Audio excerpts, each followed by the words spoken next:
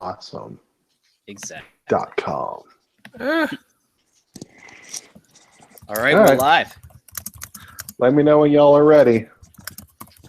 As soon as Craig's done retweeting, we're good to go. You have to type a lot for retweeting. I just had to click a thing. I'm doing I just did I did a quote thing. Oh. Ooh. Just the cat's pajamas. Star Wars taught me that a father can be a murderer.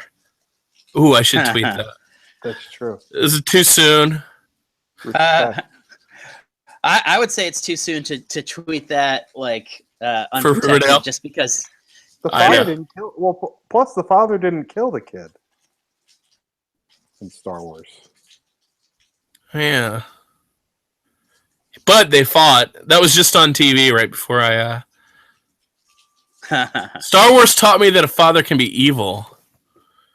Man, there's some daddy issues going on in everything I'm watching today. Actually, yeah. What was it that Cheryl said? She's like, "Daddy, you've done something very bad," or something like that. Yeah, I forget the exact wording. Yeah, you did a very bad thing, and now everybody knows. I think it was. Oh, that's it. But it was like really kind of. She looks very disappointed. I mean, honestly, what? Yeah, well, we should get into it in the episode, in the recording. Are people listening already? Just a couple, but hi, get started. Hi, listeners. You ready? We are ready. All right. Welcome to Archie Digest, a Riverdale podcast. This is a podcast. It's about a story that's about a town. It's about a murder, but it's about the murderer, because tonight we're talking about Chapter 12, Anatomy of a Murder. And God damn it, we found out who killed Jason Blossom. I'm Chris Hayner. I'm Craig Byrne. You go, Craig. I already said I'm Craig Byrne. Apparently, we're already having technological issues.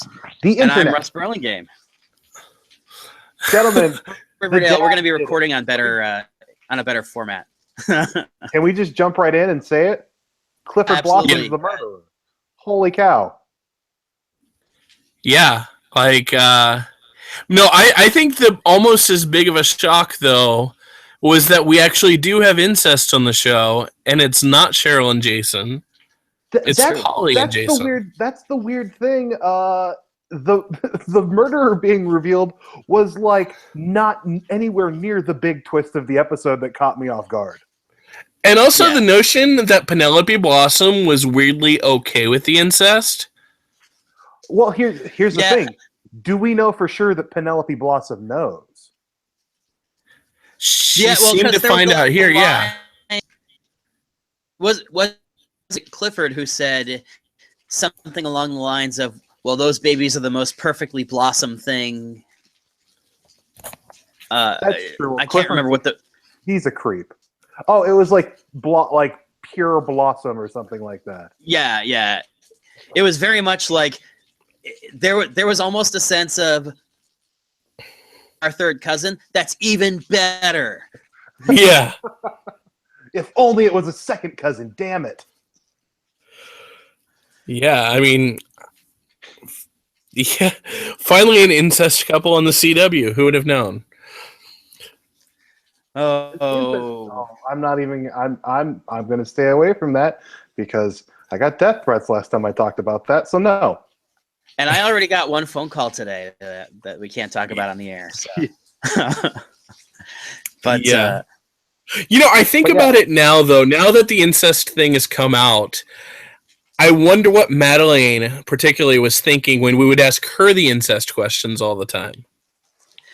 Part of it is, without getting too dismissive of kind of the big twist of it all, I feel like the hand waving and going, well, they're third cousins, fairly legit. It's like you're pretty far removed and you didn't know.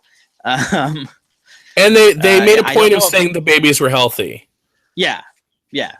And it's funny because we talked about the prospect of being I can't remember if we talked about the prospect of Clifford being the father of the or of one of the Coopers, or if we talked about had an affair with Penelope. But we discussed the possibility that and Polly were related, and I remember specifically that you proposed it, Craig, and I shot it down, saying that I don't know, man, she's actually pregnant. I don't know if they're going to go that far.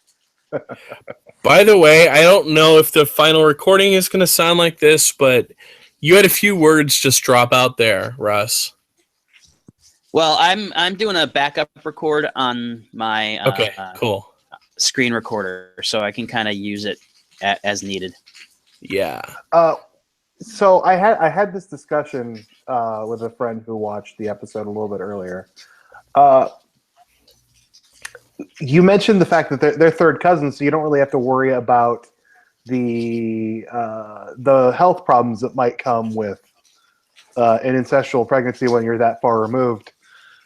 Right. I don't think the Blossom family would care about that at all. I think the reason they wanted to hide it is that is a family that lives and dies on public perception. Mm-hmm. And the public perception would be not good. And that would be devastating to their egos. And I think we've all been able to figure out so far, ego is something that is very important to that family. You know, it's funny because I feel like we got that same sense from Alice Cooper in the beginning, that she was very, very kind of cognizant of being proper. And yeah, I think she was the only one of the four parents that really totally seemed blindsided by the idea that the Coopers and the Blossoms were related. Yeah. Well, what's weird, I thought Betty's reaction to finding out she was a Blossom, she was more disgusted by that than by the idea that her sister is giving birth to a baby she conceived with her cousin. Oh, yet at the same time, I appreciated, and this is skipping way ahead, I appreciated, wasn't it Betty the one that called Cheryl to warn her? Yes, told her to get out of that house. Which kind of shows that at the end of the day, even if these characters have their conflicts, they do kind of care about each other. I mean, yeah, they're high schoolers. They can't be that awful yet. They have to grow into it. Yeah, Cheryl's been pretty awful sometimes, though. Well, and I do think it's both telling, and I think it's going to set up some really interesting story that Cheryl's response is not to get out of the house, as Betty warns her, to essentially go to her mom's side and say, okay, well, we're the Blossoms now, and we're going to get rid of this guy. And I kind of wonder, though, is she going to feel responsibility for what her father did? I don't think that she would. I mean, she might feel some responsibility, but I don't think that she'll care that much, because at the end of the day, I think that Jason was way more her family than her parents were. And I kind of feel like if who killed Jason killed himself over it, she's going to be like, fuck him, good. Well, but beyond that, I think the distract. I don't think she'll have time to focus on that, because clearly the Blossom family is not out of the woods yet, because it also looks like they have a drug connection. Yeah, that's also very true. And somebody probably will get arrested, and that'll be what clears Hiram. Although the interesting thing about that is all the money they've been paying to Hiram for so long now very much looks like drug money. That's true. Yeah. Yeah, I'm curious what Penelope, where her character will go now that Clifford's not around, but also, does this mean that Nana Blossom is aware of the whole Cooper thing? I would assume so. Does it do what? Nana Blossom. Wouldn't she have been around for all that nonsense? Isn't it like great-great-great-grandfather, or was it just great-grandfather? Great-grandfather. See, I thought it was at least a couple of greats. I think it was just one great. That's very strange then, because I remember my great-grandmother. So I feel like I would know if at some point during her life or my life we changed family names. See, for me, my family skipped a generation somewhere, so I had no great-grandparents I think one might have died when I was like 2, but she was like Oh, I was gonna 90 at the say, time. you definitely have them somewhere along the lines because your parents had to be born. Well, you know what I mean, like alive during my lifetime. For sure. So they would have been like 100 years ahead of me. So I can see where somebody might not know. Also, great grandparent of Hal Cooper. I mean, assuming Hal, just like making up an age, assuming Hal's like 45. Mm-hmm. Mhm. A great grandfather for him would be like 125. So they would have been dead for sure, at least now, and they might not have Right. talked about their past. That's true. Yeah. All right. Yeah, I mean, So, I'm not too worried about the logistics of, because I think that like okay, it's what the story tells you, and I think actually the funniest thing about it is that beginning, I was like, it's a really stupid family feud. Like, why is that? Why is that still a thing? The fact that they were actually family before the schism a little bit more weight, and it makes the fact that they're still hanging on to it 100 years later a lot more sense. Absolutely. yeah. So, yeah, and I also have to say, I mean, I felt like the episode started with unreliable narrators. Like I felt like FP wasn't telling the truth even in the beginning, and as the episode progressed, it's like, okay, I'm not sure I believe what so and so is saying right here. And sure No, I enough, think it'll be interesting to see how things play out in the finale next week, and characters are kind of, I guess, are or are not brought back in to kind of tell their story and figure out what was truth and what was fiction. Certainly, the story that were obviously true. One of the things that I will say that we got right, because I think we all kind of collectively agreed on this. I know that I remember saying it. That the kidnapper and the murderer were two different parties. yeah. And so there was just enough of FP's story to be convincing because he was on some level involved in the kidnapping. Or was he? That's the thing. I feel like we don't actually know. Okay, so this was my Yeah, thought as because I was watching. Joaquin told his story, and FP was there. But yes, but that story only took place after Jason Blossom was dead. As I'm watching it, because based on the video footage we saw of the actual killing, Jason was being held by Mustang. Mustang, yeah. And part of me wonders if this is something Mustang got into or the club got into without FP and then realized they were in over their heads and he had to come and sort of clean it all up. You know what? That probably makes sense because they're not going to let FP be responsible for like torturing a child if they want to have him on the show beyond now. Yeah, and I mean, I think it'll be interesting to see. There's the line. I can't remember if it was actually in this episode or if it was in the trailer for next week, where Sheriff Keller basically tells, "Look, your dad's not getting out anytime soon because here's all the penny ante crap that I can throw at him." Yes, that was in this episode. Yeah, and that's interesting to me because it lends itself to the Henry Allen of it all, spending a season with Jughead's dad in jail. But the other side of that is that it still wouldn't surprise me to see, the Blossom family exert their political power and be like, no, this is all going away now because the murderer's been caught. So it'll be interesting to see whether that happens and where FP kind of ends up at the end of the season. Now, I know a lot of us, were doing our predictions for, who killed Jason. Did any of us have Clifford Blossom pegged as the other big death? No. Well, No. I don't think so. I feel like we've speculated at points that the big death would be whoever committed the crime. Yes. But I don't know think that we have said that, although Clifford. I really thought the second death was going to be Joaquin dos Santos. No, he took the big bus to the sky right out of town. Yeah. At least until plot demands him to come back. Or maybe he was just taking a bus to the south side, for all we know.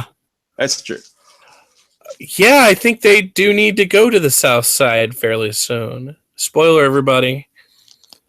Yeah, we're allowed to talk about that actually, because we are. We are Okay. because Are we? We are because I asked Lisa.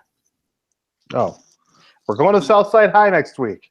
Yes. Okay. Yeah, I did a story recently on the history of Riverview Asylum, because it's been in like a million things, and now they're tearing it down.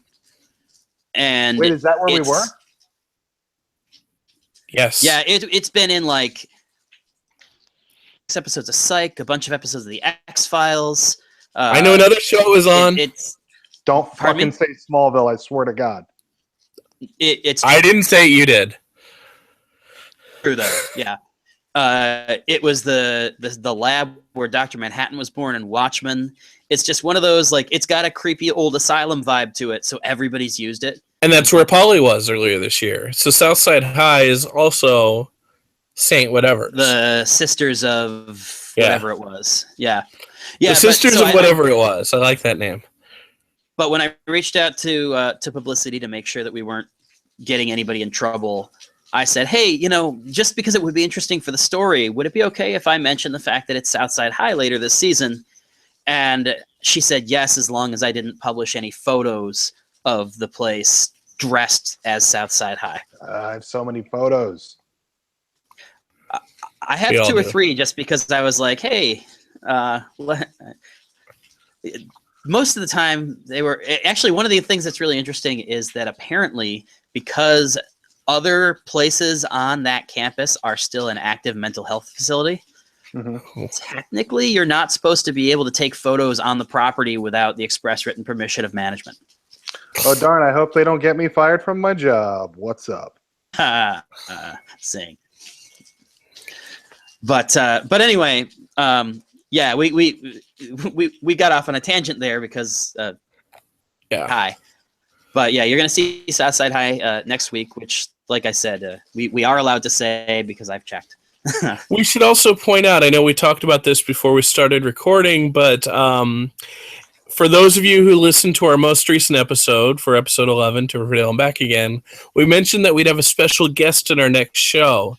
Unfortunately, that special guest is at a Riverdale cast event tonight, so we'll do a special edition at some point between now and the season finale. So you'll get a bonus episode of the Archie Digest. So sorry if you guys are listening expecting somebody cooler than, Chris, which is kind of hard to do.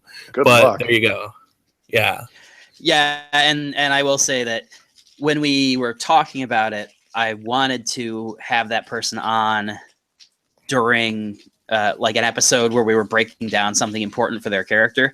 But it was more important because of the gravity of this week's episode, and because a couple of us have schedules that are less forgiving than others over the next day or two. It was more important for us to get an episode out in a timely fashion, so that people could kind of get our take on it and interact with us on the social, than it was to be like, oh, well, let's hold off on talking about it till we can get like somebody else to join into the conversation, because that person will still be able to join into the conversation in 2 days. But speaking of just, getting our immediate reactions, for either of you guys, were you guys emotionally drained after watching the episode? Like, so much went on, you're just like, oh my God, I need to breathe. Okay. Yeah, so it wasn't just me. I was kind of the opposite of emotionally drained. I was like buzzing. I mean, the first half of this episode was it just moved like a freight train. It was one of those, like, one of the things that I compare it to is actually, there's this comic book I like called Savage Dragon. And year or so that I was reading this book, it took me a long time to get used to the pacing, because he transitions from scene to scene, and it's just like there's no setup. It's just like stuff happens and then stuff happens and then stuff happens. And this episode felt at the beginning, it was like you would transition between scenes and it was just, they said, but we got to go tell our parents first. And then it cuts, and like a second later, they are 2/3 of the way through telling their parents. And there is no breathing room at all. And so by the time I got kind of through the episode, I was like humming with energy just because like so much happened in such a short window of time. And I was like, oh my God, I'm trying to keep up with it. I think I felt really bad, especially for Cheryl. I mean, just the shock. I mean, number one, that her dad killed her brother, and then her dad just like hanging there by the maple syrup. It just was kind of heartbreaking. I mean, there was a lot of heartbreaking feelings in this episode. I thought, like I'm watching Cole Sprouse's Jughead, and I'm just like, who would have thought Zach or Cody, whichever one he was, had it in him? He was known for comedy, and here he's doing this like seriously dark drama and doing an amazing job with it. Yeah, I was very impressed. I will say one of the things that just gutted me 2 or 3 times was his performance tonight. It was Jughead, and I gotta kind of, you want to stand up and cheer back at the TV moment when Betty, a couple of times within about a 2-minute span, like people just kept telling her like, okay, it's over, stop, and she was like, nope, I'm not done with this yet. And I really, really liked what they were doing with Jughead and FP, and I really, really liked what Lily was doing with Betty this week. I think that Cheryl and Jughead both underwent so much that it would be easy to not notice just how damn good Lily was this week. Yeah. But Betty had some really, really great work. Mm-hmm. I also, I felt a little heartbroken. I know this is going back to Jughead, but when Fred was just kind of like talking shit, like right in front of him. And he's Fred like, I'll just go. My new enemy. But he's like, oh, I'll just go sleep in the garage. And it's like, ouch. Your dad was just put in jail, arrested, may have confessed to a murder, and you got to sleep in the cold garage. Not cool. Yeah, and we know it's cold because these last 3 episodes are all full of snow all the time. Yeah, they are. Yeah. And, we still haven't seen that little thing that happens in the snow from the trailer they showed at WonderCon. Yeah, the sizzle reel of everybody running. And it's funny because they did show it in the trailer for next week, and it gives a very different perspective than what we had thought. I'd have to rewatch the trailer because I think I caught it very briefly. I was still kind of in shock. And I also... that's fair. Oh, sorry. I was just going to say, and I don't want to get into the trailer for next week because, frankly, this episode had so much going on that we don't need to spend 10 minutes talking about speculation for next week. Yeah. Were you surprised to see Molly Ringwald still on the show? I thought she was only doing 2 episodes, and here she was for another one. I was not surprised by how not good she was. What's up? She. That's my hot take, you guys. Not impressed. I just hope that Archie calls her Mommy Ringwald. That's the new Sheriff Killer for season 2. Mommy Ringwald. Hashtag. We're making mugs. Mimi, Michelle, you're gonna buy one, right? No.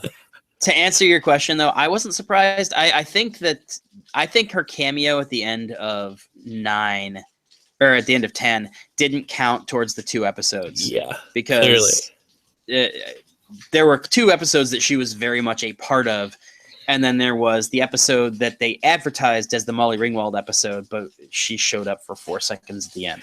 Can we also talk about how newspapers are printed so quickly in Riverdale that you'll get a headline like, FP kills Jason Blossom before anybody could tell Polly about it? Well, don't you think word of mouth would kind of spread? One would think, except for the fact that in the Blossom house, they seemed to be controlling that information tightly. Yes.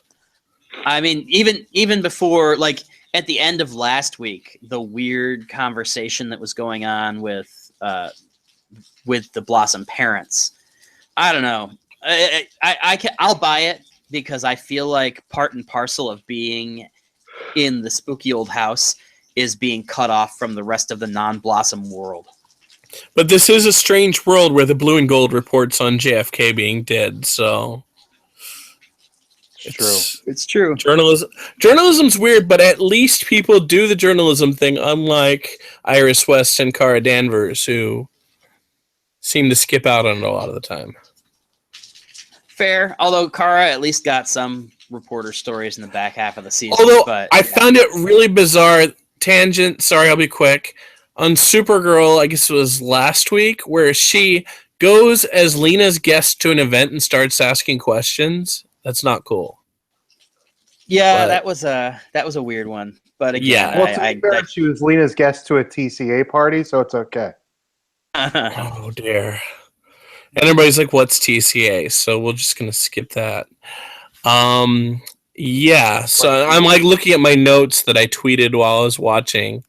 Weatherby was kind of being a dick again, wasn't he? At some point. There's a lot Well- of dicks in this world.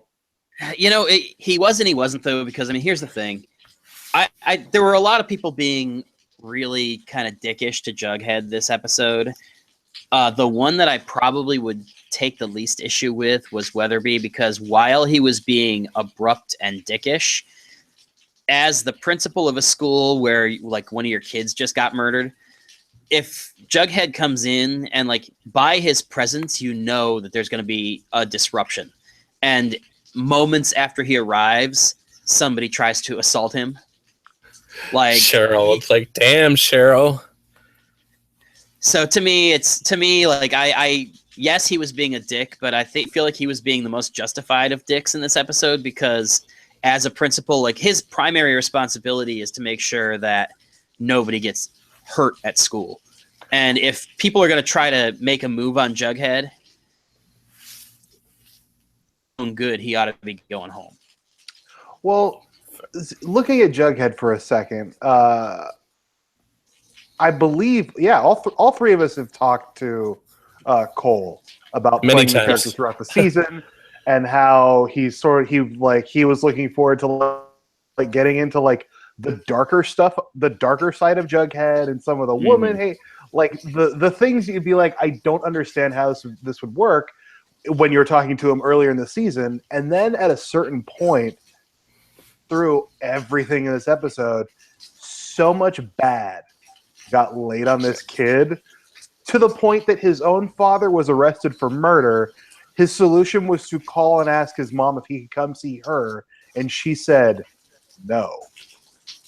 And I feel like we really turned a corner with Jughead at some point into a very, very dark story that all of his friends could, like, as much as everybody's got, well, everybody except Archie, I guess, has their own little bit of darkness. I feel like even Betty would have such a hard time comprehending everything Jughead's going through.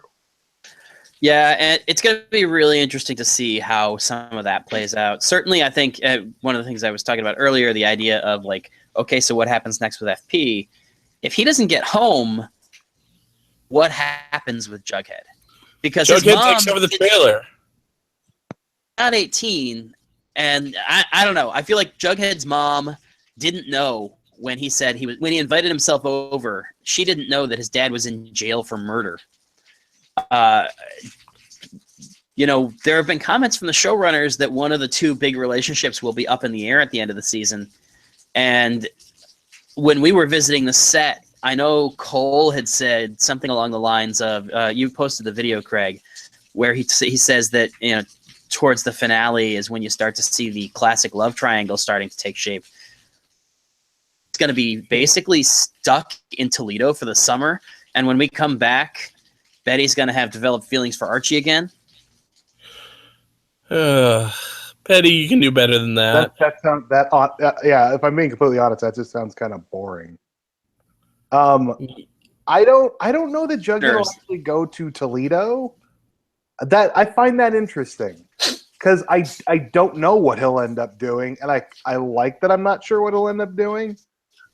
I just know that like clearly his trust issues go very, very deep. And as the season has rolled on, we understand more and more why they go so deep. So I don't even know where to go with the character other than like, it's good. Like before he gets to the better, I guess, it's gonna get even worse because his father isn't a killer. No, that's great. However, his father did do a lot of horrible, illegal things, and it's going to be hard for him to skate on those. Although his father also, almost took the fall completely just to protect Jughead, which is great. Yeah, that is one thing. Like all of the stuff that he actually did do, that's kind of provable. I don't know. Depending on how the writers want to tackle it, you could plausibly get him off on most things on the strength of, okay, you guys let Blossom come in here and threaten my kid's life, and so my obstruction charges are on you because I was only doing that because I literally had a sword hanging over my kid's head. Well, to be fair, he also ditched the body. Torched the car. Like he did FP is no paragon of innocence by any. But the confession he gave is tainted by the Clifford Blossom of it all, and so if he can foment reasonable doubt, then he could get off in a traditional way. If you could find some other serpent who's low on the totem pole to take the hit, because these are all fairly small charges. Again, I don't know. I'm just spitballing. It's one of those things that I'm actually super interested in Bolt's side of the Jones family story right now. Well, didn't Cole? Oh, sorry. Didn't Cole say in that video interview that we're going to see Jughead eating a lot more burgers near the end of the season? We still haven't seen that really. Well, I think he said we will definitely see Jughead eat a burger. Also, I'd like to point out. I can't remember the exact thing that he said, but I know that. I mean, part of it might have ended up on the cutting room floor. We do know that this is a show where they shoot a lot more footage than they use. Yeah. The fact that this episode they went back to Pops like 3 different times, very possibly could have been a big eating episode until a cut came back where that was mostly gone. Fair. Although I will say, Jughead does have a sticker of a hamburger on his laptop. Yes. That got a nice, which was shot very much. I mean, I'd spotted it in previous episodes, but it was very much on display in this episode because when they watch the murder, you're just staring at the hamburger the whole time. Exactly. Luckily, the nonverbal acting that was going on with most of the cast there was good enough that Jughead's laptop flare wasn't too distracting because you were watching Lily tear up and stuff like that. Well, yeah, that's the thing. I feel like, and Lily was great, but I feel like they all really knocked that scene out of the park because it portrayed just how horrific it was just by what was happening on their faces. And Jughead looked utterly devastated. Yeah. He was just sitting behind everyone's stone face, devastated. Mm-hmm. Archie was playing a guitar or something. I don't know. Yeah, KJ was the only one who didn't he wasn't visibly shaken. We talked about that actually briefly last time about the idea that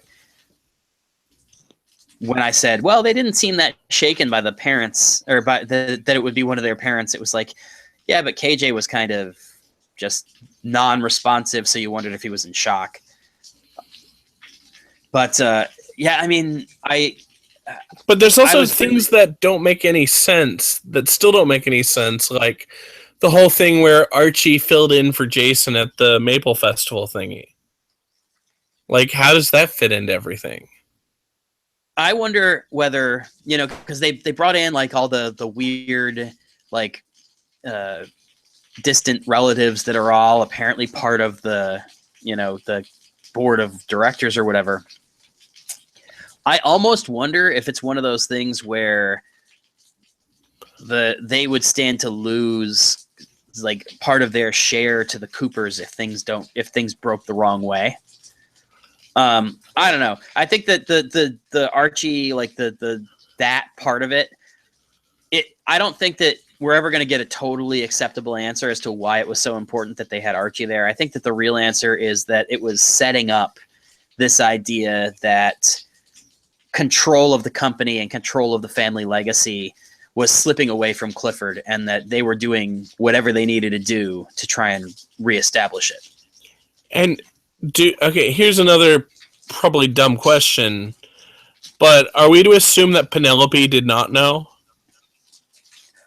I definitely don't think that she knew. Okay. I mean, I could be wrong, but I mean, the way that she acted last week when FP was charged, I didn't talk about this at the time because there was so much going on, but one of the reasons that I really continued to stand behind my Clifford Blossom theory, last week it was like, it started to feel like, there's so many other good candidates right now, but nobody was as good as Clifford. And one of the reasons that I continued to think that was because 1,000-yard stare out of him, and she was like sobbing and like holding him and she kept talking about how she was going to destroy the person who killed her son. And the 1,000-yard stare that he had, I just really felt like, yeah, that's because she's talking about you and you don't know what the hell to respond to that with. I still can't get over how much this episode felt like a season finale. And then it's like, wait, there's one more? It's like... So I weirdly enough, I spoke with Roberto, the showrunner, about that because I kind of felt the same way. But the way he laid it out makes sense. This episode was all about who done it, and the finale's about why. Which is a weird thing because, as we were told by Jughead the narrator, only Clifford Blossom knows why, and he's dead. So, how do we figure that out? Do we think he left behind a series of 13 cassette tapes? Is Reggie there? The real Reggie, not the fake Reggie they're getting next year. Good question. Here's I mean, obviously I think that what we're going to look at is that there will be some degree of an investigation next season trying to figure out what the hell happened with him. Yeah. Which is good. I like the idea, the investigation continuing and kind of the specter of Jason continuing, but it not just being like, oh, there was another murder. One of the things, like, when they had said there's going to be another death that they're going to be investigating next year, my first thought was like, how do you sell that? Because the whole thing of season 1 was that this is this idyllic little town, and Jason's death was so far out of the ordinary that it shattered everything. You can't do that again. Like, once it's broken, it can't be, Again, I don't want Riverdale to become a genre show. But, they do say that, the last scene with Cheryl in the finale is going to surprise people.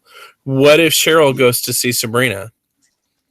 I don't think that's going to be, because that's something else I brought up in my interview. And the way he said that Cheryl's story is shocking and darker than Clifford killing Jason.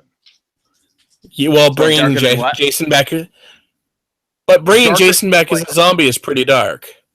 I don't think that's nearly as dark as what they're talking about. And plus, I mean, that I feel that trends a little too far towards the fantastic, especially in a world where she realized that, like, the Maple Empire could be a drug empire. There's so much they already have to clean up about this world that I think, oh, and by the way, it's zombies is a little too out of the realm of possibility.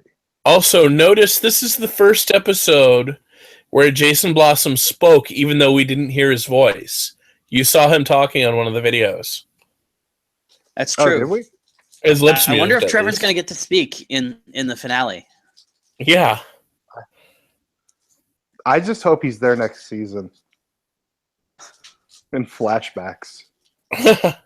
Or they'll do it like Twin Peaks. They'll bring in his identical cousin. Oh my god, that'd be great. Maddie. Matty. Oh my god. But it's like it's his Exactly. identical. It's his identical third cousin. So it's okay if him and Cheryl date. Come on, that sounds great. You know it does.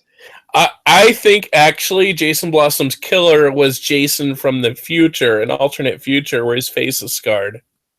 That sounds stupid. Never mind. That sounds stupid. Or no, we'll get 5 years of Jason Blossom flashbacks. So like season 5 will be Jason in Russia. Yeah, to There be you fair, go. he did spend time on an island. He did. Probably. Yeah. One thing I will say is that weird inkling, like this morning, like suddenly I had this crazy idea in my head. I was like, shit, because again, going back to the idea that I thought the killer was going to be a different person than the person who abducted him. I had this sudden, like, weird, very strong feeling at the last minute, like, shit, what if Jason killed himself? And they were watching, like, I had this weird thing of like watching that scene in the trailer and being like, what if they're watching him kill himself right now? I feel like we had this discussion in our last show. Did we? Maybe No, I had it we earlier. we talked about the trailer. We didn't talk about the possibility it could be a suicide though, and I gotta be honest, I kind of dig it.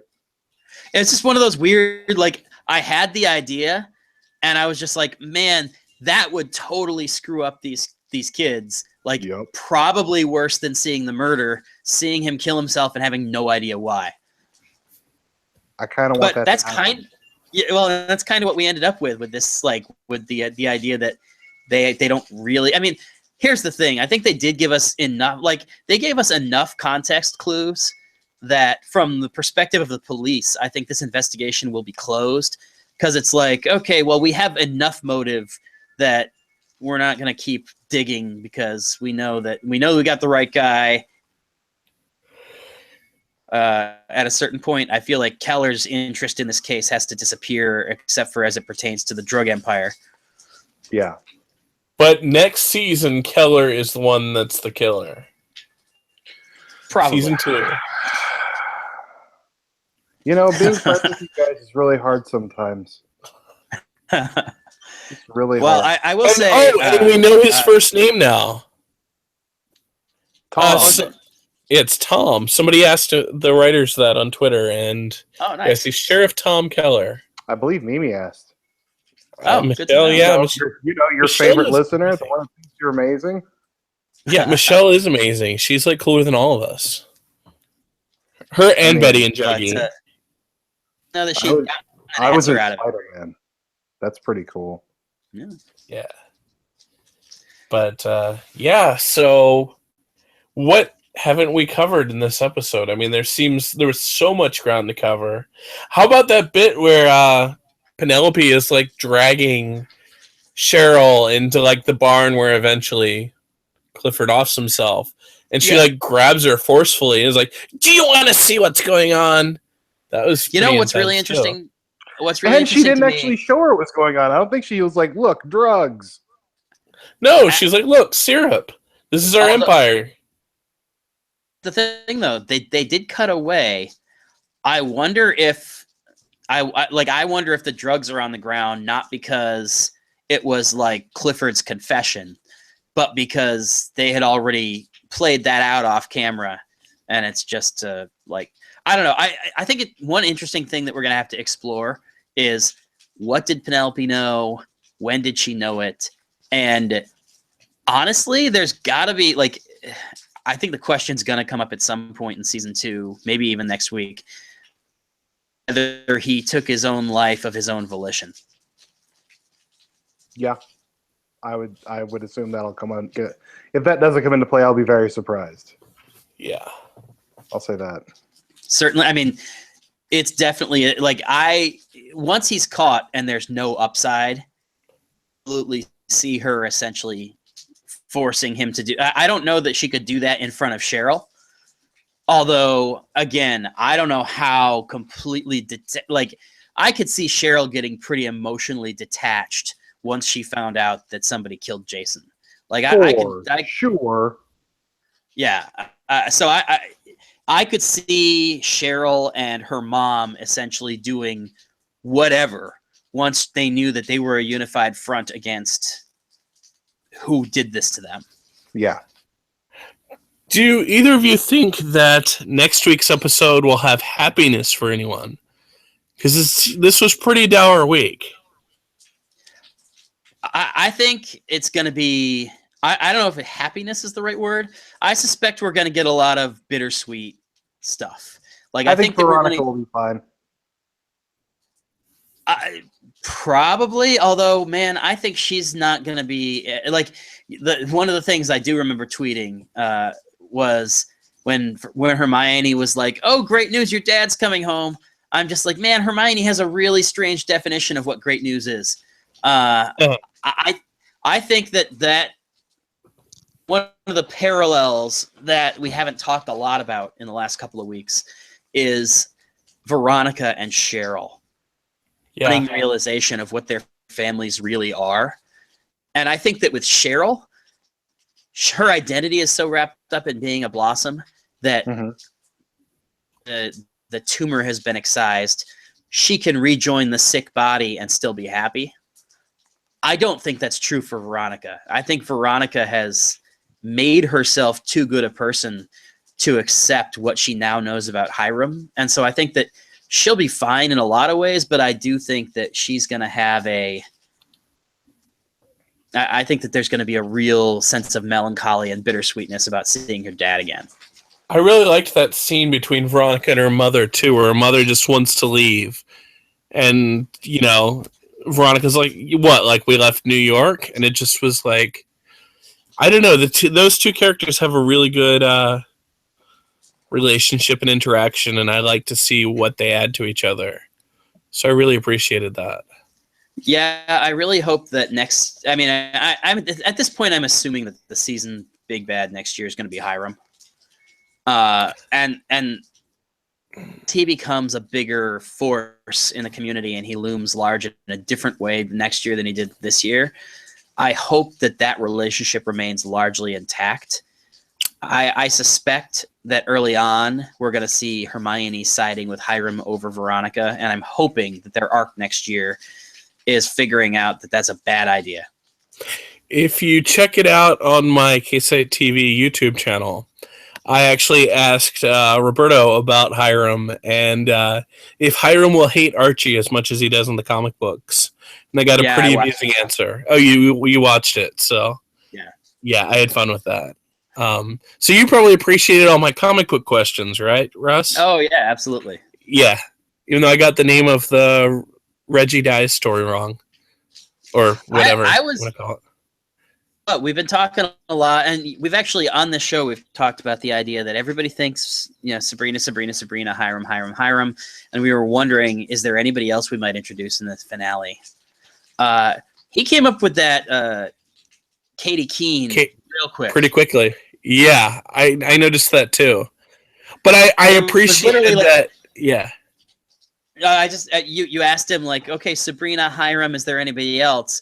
And he sandwiched her in between Sabrina and Hiram in his response back to you. And yet he didn't mention like Midge or, you know, a character like, hell, when he mentioned Jinx also, which was interesting.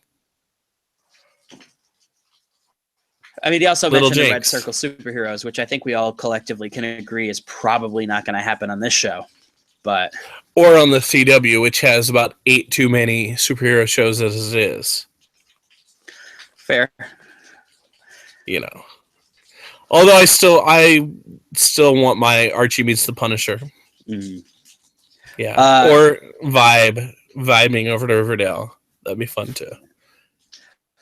One thing I do want to, because I raised this question last week and it made Chris sigh, but God damn it. But Kevin, I I like Kevin did not, and this is a weird thing for me to get kind of like pointed about.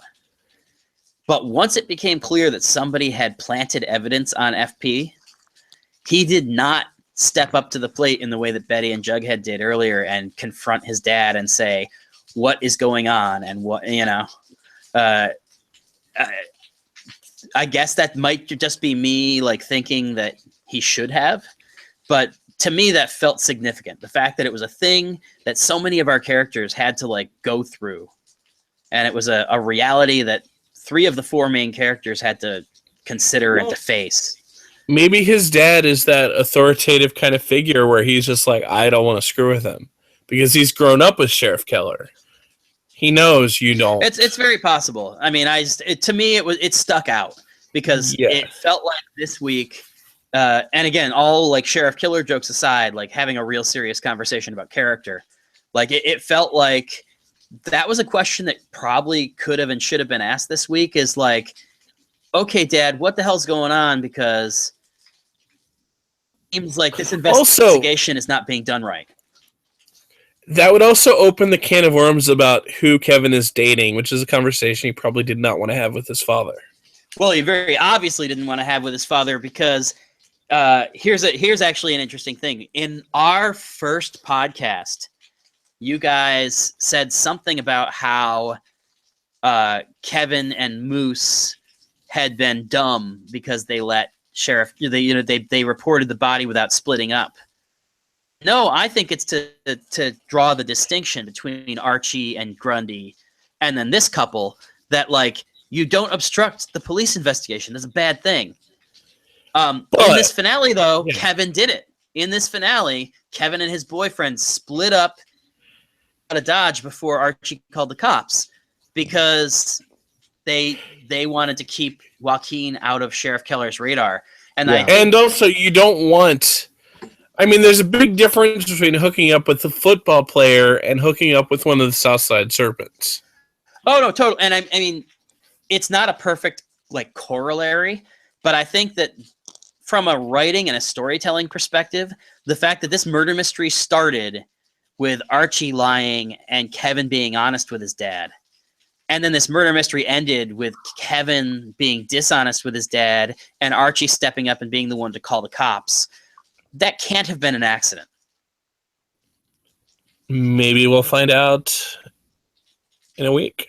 Well, I don't mean it in a way that it's going to have long-reaching implications. I just mean clearly they were showing growth in Archie. Right. Well, I think they were showing growth in Archie, and I think it's just one of those things where, like, as the writers, I feel like as you're breaking story, that's a very subtle way to be like, we can call back to the pilot and kind of turn it on its ear a little bit. Yeah. Again, it's a very small thing, but kind of like the thing about Kevin not telling his dad or not confronting his dad. Like, there are things that just stick out in my brain as like, that's a writing thing I would have liked to see. In this case, it's a writing thing that I noticed halfway through, and I was like, that's a really nice little parallel. Yeah, I just realized, though, on my video interview, another one on my K-Site TV channel that I'm plugging right now on YouTube, when I talked to Casey, I actually asked him if, Keller's going to find out about him dating a Southside Serpent, and he made it sound like that is something that will be discussed. Maybe it was cut. I imagine we haven't seen the last of that plot. I mean, again, I don't think that it's for nothing that Sheriff Keller asked Archie, how did you know he lived here? And Archie did not answer. Archie didn't lie to him. Archie didn't say anything. And I think that if Sheriff Keller is a half-decent cop even at all, then that's something he's going to push on when the autopsy comes back next week and we find out that Mustang died in a different way than we assumed. I also thought it was interesting. I mean, kind of funny considering the Sheriff Killer jokes that Keller was one of the first characters we could discount as being the bad guy in this episode when he's getting the story from FP and is looking surprised. But do we think he could still be in with the Serpents or anybody bad in any way? I mean, I still am not totally sold that Keller doesn't have some kind of inappropriate relationship with the Blossoms that would mean that he knew more than, or that he was the one who let Blossom in when he wasn't supposed to. Whether or not I don't think that he knew. It's funny because we talked about it last week, and I was like, he probably knows. Like most of the adults probably know, or they could know if they asked. I don't think from what we've seen this week, I don't think that Keller knew. But it wouldn't surprise me at all if it's one of those little things where, because Keller has a relationship with the Blossoms, he let them in there. He let Clifford in there to threaten FP, not realizing that the threat was meant change the course of the investigation. I could see him being tell the guy who killed your kid what's what, not realizing that by letting his buddy do that, he's actually fucking up his own investigation. Yeah. Oh boy. But yeah, it'll be like I said. Next week we still have another week for a lot of this to unfold. It almost kind of feels like the Veronica Mars finale, in the sense that, didn't you find out that one in the final moments of the second to last episode, and then you had a whole episode of denouement? No, we found out about the person who killed Lily Kane in that finale. No, the next to last episode was to find out who roofied her or whatnot. Oh, yeah, that's so right. You got that answer, but a trip to the dentist. That's what they called it. But no, this was... Yeah, I'm just like... I really hope... I've said this several times. Netflix is putting these episodes up 8 days after the season is over here in the United States. I hope over the summertime people binge the hell out of this show so it comes back big. Maybe even in a better time slot next year. We'll find that out on the 18th, 2 weeks from now. Yeah. Well, as we're wrapping up, we've usually ended every episode with giving our guesses of who was Jason Blossom's killer. I say this week we just break down real quick who was actually Jason Blossom's killer, because Clifford was one of 3 options that they had when they started working on the show. They didn't decide until halfway through season 1 that he was going to be the guy. Who were 2 and 3? 2 and 3 were FP was going to be the killer, or Hiram Lodge was going to be the killer. And then at a certain point, according to Roberto, Hal entered the picture as a possible killer. Well, Hal kind of crossed our minds earlier in the season.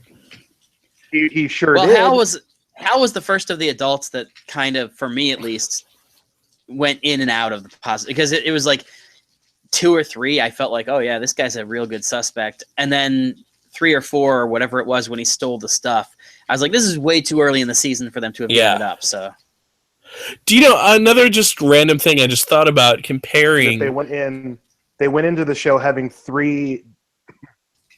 Oh, sorry. No, I was just gonna say, watching the pilot, where Alice Cooper's I hope that Jason rots in hell. It's interesting that her character has grown to the point that she's not so cruel now.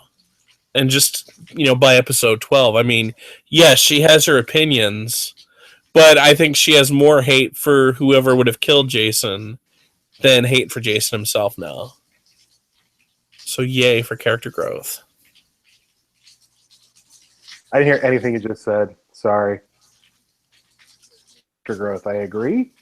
Maybe. Yeah. I heard it on my end. So, but I do think that we're having some technical problems because there's long stretches where Chris is just not saying anything at all. Yeah, we'll just forget what I just said.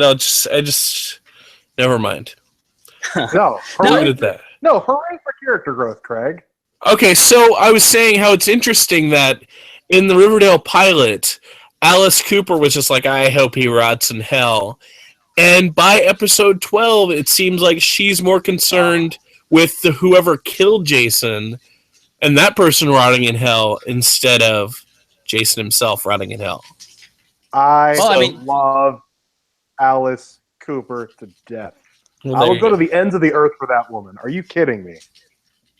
I certainly, it's one of those, she's probably the character who is like, she gets the most improved medal for me because the first couple episodes she was just awful. Very quickly you started to kind of see her humanity creep in around the edges, and by the end of the season you get a real sense for what makes her tick, and she's a really interesting character. She was awful. Machen was doing just a knockout job with the part. Yeah. Well, I mean, I can't think of any part I've seen Machen in where she wasn't good, but she's been especially good here. We need to get Machen on the show. That's a good goal. There's a goal for season 2. Get Machen. I just want her in my life. Like, I want to be friends with her and hang out. There you go. And you guys are on the West Coast, so you can make that happen. It's true. I'm going to the Twin Peaks premiere. I can make that happen. Oh, jealous. I'm gonna throw down with David Lynch, you guys. I'll get David Lynch on this show for season 2. He won't answer anything. No, he doesn't know what RT is. But we'll just have him talk about Twin Peaks and we'll pretend it's Riverdale. It'll be fine. Yeah, just replace Clifford Blossom with, we can't say that character's name because people like Michelle have not seen Twin Peaks, so we're not going to spoil Leland her. Palmer. Oh, God. The show ended 25 years ago. Sorry, Michelle. No, Aaron the Eccles, show ended 25 years ago. Spoilers don't count. Well, here, this is an ongoing riff, though, because recently started watching Twin Peaks, and I asked her, like, hey, we talked about that in our first episode. Did we spoil you? And she said, no, that was so long ago, I forgot before I started watching Twin Peaks. Oh, Leland Palmer. The devil from Reaper. It's That's true. right. The guy who, very much like the killer of Jason Blossom, had his hair suddenly go white overnight.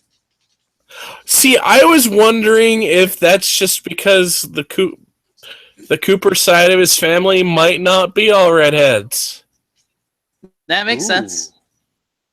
That makes sense. That's where I thought that was. Yeah. We were trying to figure out what the significance of that was. It's just you hit on a pretty good possibility, like the fact that maybe he's hitting into some genes that are Hal genes. But clearly, Jason and Cheryl are natural redheads, so. Yeah. We don't know that. I don't know their hairstylist. Well, Trevor says he dyed his hair, so maybe Jason's not a real redhead either. He's wearing wigs. Dun, dun, dun. What are they going to do with all those wigs now that he's not in the? I mean, now that he's not on the show, it's like they invested. That a means lot of money. Supergirl needs to cast their Lex Luthor for next year, and that Lex can wear the wigs. I've actually purchased 4 of them for my own wig collection. Good. I think we should sell Clifford Blossom wigs as a fundraiser for the podcast. That's a solid idea. Actually, one of the things we need to do is we need to go back and look at the Facebook page this week. And see who was the first to guess? I hope Did enough people respond? I know for a fact somebody responded with Clifford because they responded with Clifford the same week. So it was like episode 6, I guess, when I first said that I had my suspicions about him. Clifford, the big red dad. Exactly. But I remember looking at the Facebook page and being like, I hope that person's right, because then I'm right. Wow. God. And then Chris is just like sitting there like. Yeah, you guys, now listen.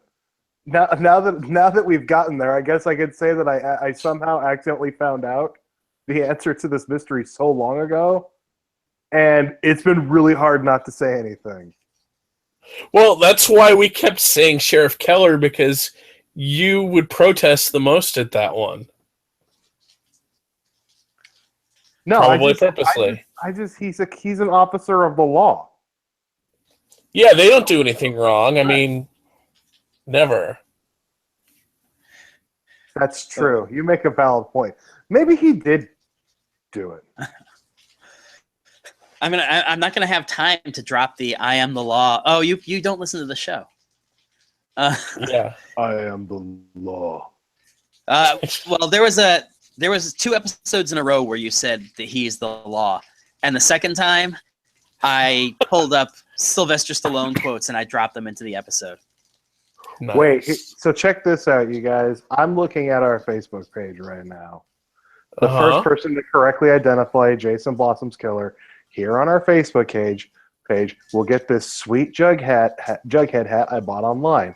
Like the ones your loyal host got from the CW. It's pretty small, but it's a beanie winter hat, so you can get it on. This is not an official J, but a handmade replica. Now, as I go into the comments, I see someone say Joaquin. That's not correct. I see someone say Miss Grundy. Not correct. I see someone say Polly. That's messed up. She's pregnant. Someone said Sheriff Miller. I'd like to block them from the page. Then someone. Oh wait. 2 said Clifford Blossom. One person said it on April 13th, and one person said it on April 29th. Oh. Right. Beth Ruzick. Or Ruzick. Was that the first one? Bess Ruzick, yes. She said it April 13th. My money is on Cliff Blossom. April 29th was Michelle. Sorry. Well, Michelle, in the interim, has made herself a hat, so she's covered. Oh, well, there you go. She probably made a hat for her dog, too. She did. I believe. Nice.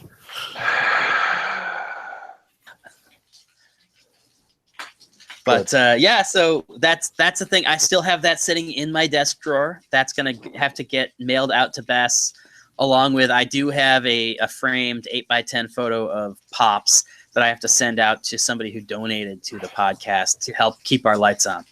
Did somebody donate besides Michelle? From Michelle. I've been holding on to this framed photo for so long because I keep forgetting to bring it to the post office. Okay. Boom. Yes, donate to us. Rate and review us on iTunes. Tell people about the Archie Digest. Yeah, I think unless there's any final thoughts, I think Tell the internet where they can find you. Oh. Who goes first? Why don't I go first? We can build to Chris because Chris likes to end on Waterworld, and then he can give us an outro. Groovy. So you can find me at comicbook.com. I'm a senior staff writer there. I got to go start work in about 6 hours because I'm on the East Coast, and it's like 3:15 here as we're recording this.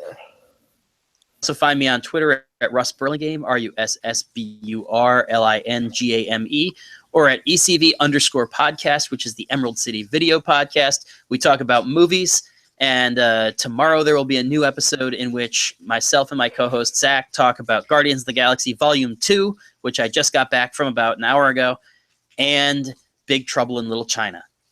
So look for that. It's going to be fun.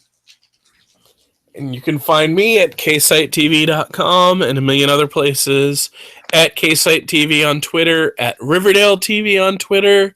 Like I said, I just uploaded a bunch of Riverdale videos to my YouTube page, youtube.com/user/ksitetv. Watch the videos, leave nice comments. If you don't like the videos, don't leave comments. It's kind of like, the commenting on iTunes, but thanks as always for listening. We have fun doing this, and here's Chris. Let's see. You can check out my interview with Riverdale showrunner Roberto on HollywoodReporter.com. I'll have more coverage after the finale. You can see me yelling about The Flash, as I tend to do, this time over at IGN.com. Follow me at Chris Hayner on Twitter and Instagram, at Hayner Writes on Facebook, and damn it, follow at Waterworld Photos on Instagram because it's one day how I'm going to make my living. I still think they need to hire you there at Universal. One day. But yes. I can't survive on a tour guide salary, unfortunately, but we'll get there. You should do Universal Studios social media. You'd be awesome at it. I applied for that, so we'll see what happens. Well, Universal, hire Chris. I don't There think we they go. listen. If this They was should a be Warner listening to the Bros- Archie Digest. It's not a Universal show. They don't care. Yeah, but, you know, To Riverdale and Back Again did air on NBC. Oh, it's terrible. I know. Kind of, yeah. All All right. right. So wrapping up, this has been Archie Digest, a Riverdale podcast. It's a podcast. It's about a story. It's about a town.